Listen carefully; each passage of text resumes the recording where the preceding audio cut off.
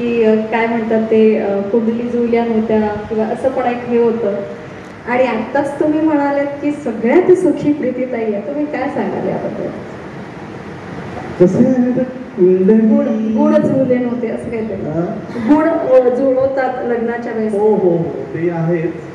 आता गुण जुळले नाही वगैरे वगैरे. आता खरं म्हणजे माझा फारसा त्याचा विश्वास नाही म्हणा, किंवा मी कधी लक्षही दिलं नाही त्या गोष्टीकडे. मी माझीच खरं म्हणजे कुंडली माझ्याकडे नव्हती. नंतर मग ती अगदी लग्नाच्या वेळेवर कुठून तरी पडवून घेतली आणि मग ते जन्मतारखेप्रमाणे सगळं ते झालं. पण ती जुळत नाही वगैरे वगैरे असं बऱ्याच दिवस चाललं होतं. नंतर आणि तसं माझ्याकडून काहीच होतं, माझ्या आई वडिलांची असं काही बदनाम नव्हतं की कुंडली जुळली पाहिजे किंवा काय झालं पाहिजे.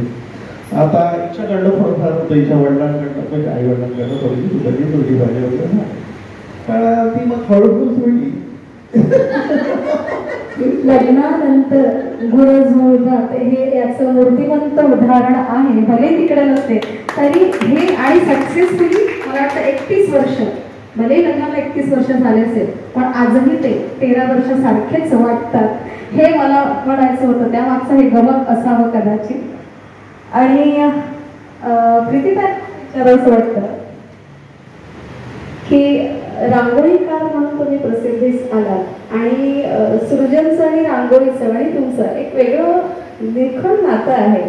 ही सुरुवात कुठून झाली? सृजनमध्ये रांगोळी काढावी हा विचार तुमच्याकडे कधी आला?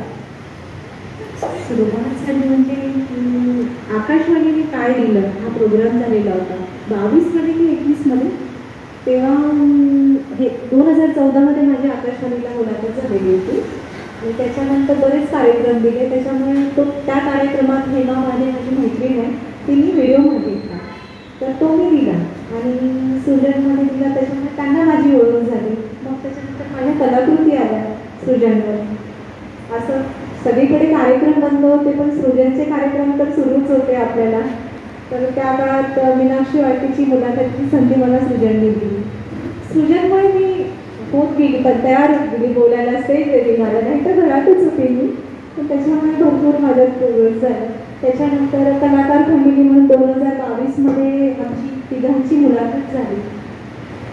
त्याच्यानंतर ऑफलाईन कार्यक्रम सुरू झाले 22मध्ये. हा ती 20मध्ये झाली, तर 22मध्ये ऑफलाईन कार्यक्रम सुरू झाले. तर त्या कार्यक्रमात मी विचारलं आता कार्यक्रम सुरू होणार आहे की रांगोळी कोण टाकते, कारण तसं भारतीय संस्कृतीत आपल्या रांगोळीला खूप महत्त्व आहे ना.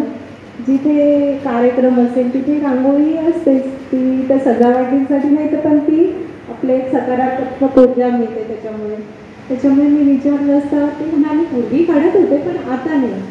तर म्हटलं मी विचार केला मी काढू का, जमेल का, कारण मला आमची जी प्रसिद्धी मिळाली किंवा सगळ्यांसमोर आमची कला आली तर त्याला समर्पित आपली कला पण कुठेतरी समर्पित केली पाहिजे आपल्या जो आहे. तर ह्या सृजनसारख्या चांगल्या व्यासपीठावर आपण जर काढली तर आपली कला सगळ्यांसमोर येईल आणि त्यातून मलाही आनंद मिळेल. त्याच्यामुळे मी 157व्या भागापासून रांगोळीला सुरुवात केली. तर 157 ते 182 किती झाल्या? 25वी रांगोळी. काय व्हायला पाहिजे. आणि हा एक अतिशय कुतूहलाचा एक विषय असतो की इतकी सुंदर रांगोळी काढता तुम्ही.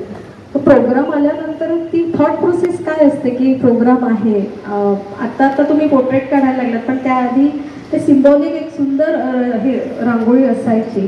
तर तो विचार तुम्ही कसा करता की यावेळेस आपल्याला काय काढायचं आहे, किंवा ती थॉट प्रोसेस काय असते तुमची?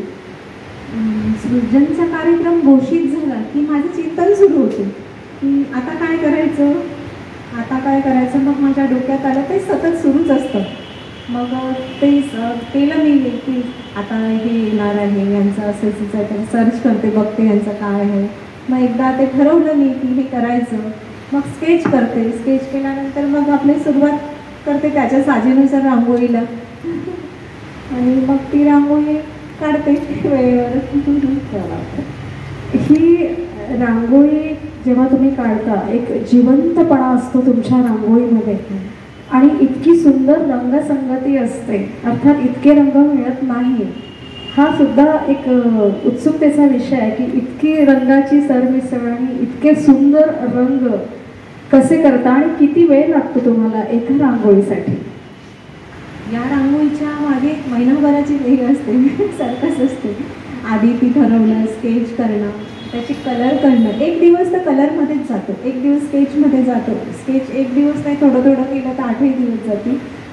कलरमध्ये एक दिवस जातो. ते खूप त्याला 3दा काढावं लागतं. मग ते थोडे थोडे मिक्स करून ते रंग करावे लागतात, शेड वेळेवरही करावं लागतात. आणि नंतर मग तो रांगोळी करायला बसते. तर तेव्हा रांगोळी काढताना मी ठरवते की आधीपेक्षा आता अजून चांगली काढायची ही आशा ठेवून बसते.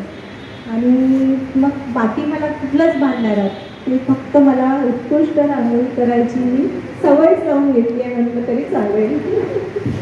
आणि रांगोळी काढल्यानंतर आत्ताच तुम्ही म्हणाले की प्रचंड मेहनत, आम्हाला दिसायला इतकं छान दिसतं, आम्ही क्षणभरात पाहतो आणि क्षणभरामध्ये कमेंटही देतो, पण त्यामागे महिनाभराची मेहनत असते. आणि महिनाभरानंतर 4-4 तास तुम्ही ताटकळत ती रांगोळी इथे काढत असता. मला विचारायचं आहे की बरेचदा अवहेलनाही होते, म्हणजे एखाद्या कलाकारात हा प्रकार असतो. काय मिळतं तुम्हाला हे सगळं करून? असे प्रश्नही असतात किंवा अनेक गोष्टी घडल्या असतील, काय अनुभव आहे तुमचा या बाबतीत? विचार करायला वाटतं काय मिळतं, पण ज्यांना मिळतं त्यांना कळतं, तो आनंद त्यांनाच कळतो. तो पैशाने नाही मिळत, तो आनंद त्या व्यक्तीला जेव्हा मिळतो की आपली कला सगळ्यांना दिसते, तो स्वतः आनंद घेतोच, पण इतरांनाही ती कला पाहून जो आनंद येतो तो खूप अमूल्य आनंद असतो. आणि तो मी नेहमीच घेते. तो कुठेही मला पैशाने मिळणार नाही आहे आनंद. आणि सोबतच असंही कळलंय की तुम्ही बरेच जण बोलवतात तुम्हाला रांगोळी काढण्यासाठी, तुम्ही जात नाही, मात्र सृजनशाला तुम्ही जाता. मग काय उत्तर असतं तुमचं? बाकी आपण बाहेर रांगोळी काढायला गेलं ते एक बांधील असतो, ते लोक एवढं आपल्याला देणार बांधण आणि आपण काढणार आणि त्यांच्यानुसार काढणार, त्यांच्या वेळात काढणार. कुठेही जावं लागतं. इथे निखळ आनंदासाठी मी काढते. इथे मला कुठेही बंधन नाही, कसंही काढा, तुमच्या स्वतःसाठी काढते मी आणि सगळ्यांसाठी काढते. बाहेर गेलं तर ते कुठेतरी बांधील असतो आपण, की त्यांचे पैसे ते पेड करतात, ह्याच्यानुसार रांगोळी काढावं लागतं. त्याच्यामुळे मी कलेसाठी समर्पित म्हणून मी रांगोळी काढते. ही माझी सृजनवारी सेवा आहे. मलाही वाटतं सृजनचं सगळं आवडतं, कारण कला, साहित्य आणि संस्कृतीला वाहिलेला असा सृजनचं मंच आहे. आणि त्या मंचात मी रांगोळी काढते, ही नेहमीच मला प्राऊड फील होते आणि खूप आनंद वाटतो.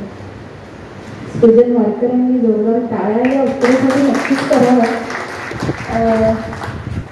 सर, तुमच्याकडे होते एक कलाकार किंवा एक चित्रकार म्हटल्यानंतर त्या चित्रकाराचे, कलाकाराचे काही मूल्य असतात का?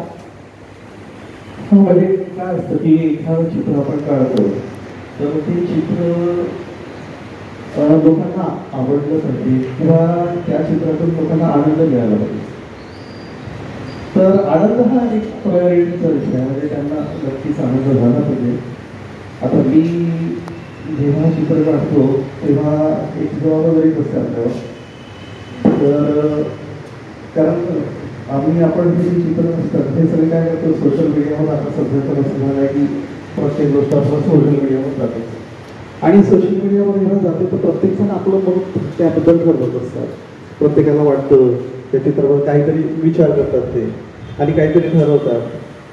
आणि मला वाटते काही लोक त्यामुळे इन्स्पायर होऊन ते पण काहीतरी करू इच्छितात.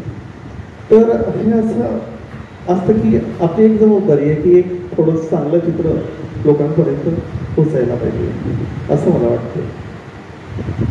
ताईंकडे ते ताई, तुम्ही उत्तम शिवणकला तुम्हाला अवगत आहे आणि मगाशी सांगितलं तुमची आई यातली गुरु आहे.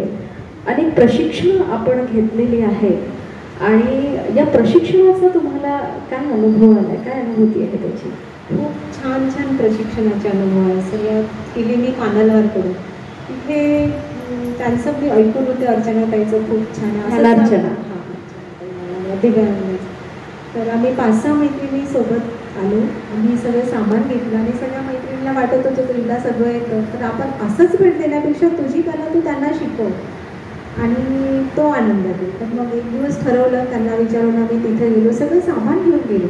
तर तिथे गेल्यावर कळलं की इथे ऑलरेडी भरपूर सामान आहे, पण आम्ही आमच्या सामानातूनच जे आम्हाला हवं होतं, जसे कापड ते चेन आणि त्यांना शिकवलं ते 1 दिवसाचं प्रशिक्षण मी दिलं आणि ते शिकवल्यानंतर त्यांना सांगितलं की या सगळ्या बॅग तुम्ही विक्रीसाठी ठेवा म्हणजे सॅम्पल म्हणून. तर मग 1 दिवस झाल्यानंतर मग त्यांनी ठेवल्या त्या आणि त्याच्यानंतर रोटरी मेला होता डिसेंबरमध्ये.